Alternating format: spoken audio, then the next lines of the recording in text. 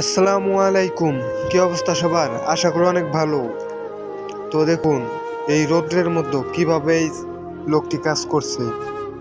আজকে দিনটা শনিবার। দিনটা অনেক ভালো, কারণ এখন রোদও রয়েছে, আবার অনেক বাতাস রয়েছে।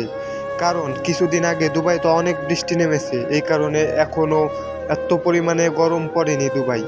কিন্তু যদি বাতাস না থাকে, দুবাইয়ের এই যে রোদের তাপমাত্রা এত শরীরে লাগে, রোদ অনেক লাগে আর কি।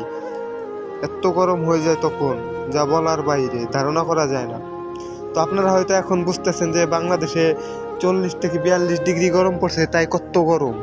এবং এইখানে যখন দুবাইতে যখন 50 ডিগ্রি গরম পড়ে, 48, 49, 50, তখন বুঝেন কি হাল হয় এদের।